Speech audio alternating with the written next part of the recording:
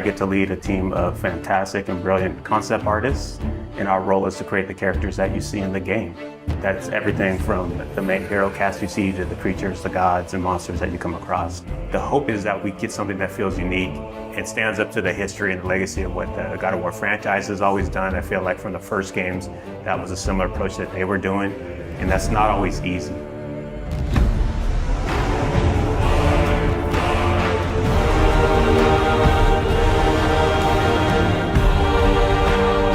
My name is Raf Grassetti. I'm the art director for God of War Ragnarok.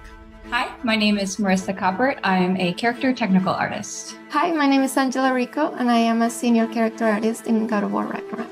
Hi, I'm Della Longfish, and I am the lead of the character concept team at Santa Monica Studio. Come in. What in all yarns be the happened to him? As a character technical artist here at SMS, I rig most of the characters and props that you see throughout the world. As character artists, our job is to create 3D assets based on the beautiful concept art provided to us. We do this by making sure that the silhouettes on the models and the textures and materials stand out instantaneously. So when you see our characters on the screen, we want you to almost like them immediately or have a connection to them to some extent before even interacting with them. As art director, I get the chance to collaborate with all the departments in the studio, from narrative to viz dev, because we want to make sure the factions feel correct, all the races belong to where they're supposed to be, like all the realms have very specific characteristics about them to make sure they all fits within the God of War universe. Sorry, one more thing. Although, these are gifts I'm giving to you, so I shouldn't be sorry and you should be thankful. Anyways, here, please be careful. In the God of War 2018, we saw Brok and Sindri, and that was the tip of the iceberg of the Huldra. And in God of War Ragnarok, we actually get to go and visit Svartalfheim, where they're from, and a great part of that too is we want to make sure that we expand the cast. You know, we've just seen a little bit of what was represented, and that was something that we hadn't seen.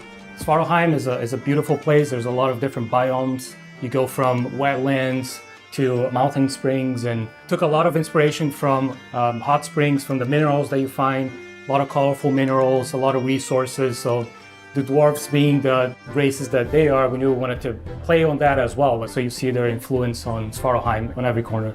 It's a realm where you're going to find a lot of water environments. There's quarries. It's a very industrial city. It's very organized, and you can see all the dwarves putting all the work into creating this great city where they live in. Knowing that they're blacksmiths, that was kind of reflected within their clothing. And you see that within the houses in every inch. We want to make sure that both the environments and characters had a cohesiveness that felt like every inch of it felt like it went together and was designed specifically by them.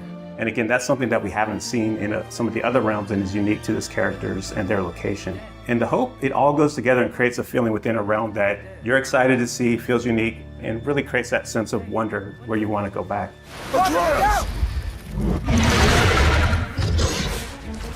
When designing a character to match the geography around it, first it's definitely dictated by the viz dev team and the narrative team and the story team. They make sure the character is designed for features that fit in with what they need. When designing the Grims, we took a lot of inspiration from the environment. So we took a lot of inspiration from lizards, creatures that kind of belong to that environment. They have those big claws. There's small critters to the big ones, and really building up that race, making sure they kind of belong and that realm felt lived in and that ecosystem felt like very diverse. Making sure that it feels natural and believable is a big part that goes into the design elements. So our artist, Stephen Oakley, pulled a lot from the environment concepts that Luke Berliner and his team were doing and pulled a lot of those into actually the skin texture, even the bulk and volumes that you see in the characters. So it really does feel like not only do they belong in there, but you're able to see them and they stand out for the combat experiences with the character. Character design is all about storytelling. In the example of Durling, his design was really tailored to convey his own personality. He's a bookkeeper from Svartalfheim, and because his job demands, he's very organized, he's very rigid, and he's a very play-by-the-rules kind of guy. But then in contrast, you have his friend.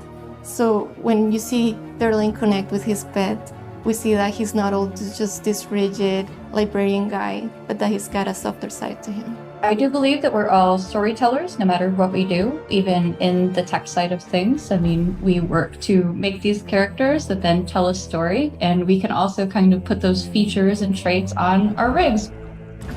The prophecies say Fimbulwinter leads to Ragnarok. War is coming!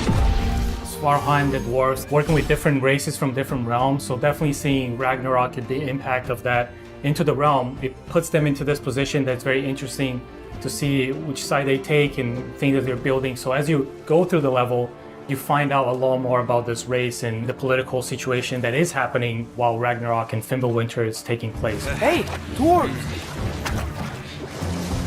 Oh. They're, running away. One thing that our hope is with the cast of characters within every realm is not that it's just enemies there to kill you. We want to feel believable and that there's a wide world out there, but we want to kind of plant these seeds within any cast of the realm that there's more outside of what you're playing. We want the fans to feel like they can go back and really visit those areas and want to go explore. If the geysers and smell here are worse because of Fimbulwinter, maybe the earthquakes are too? Aye. Going into Svartalfheim, I'm really excited for players to experience all the new races that lived in that realm, how they play. They play very different from anything we had before. There's wildlife, it's something that kind of goes unnoticed, but we took a lot of effort to make the realm feel believable.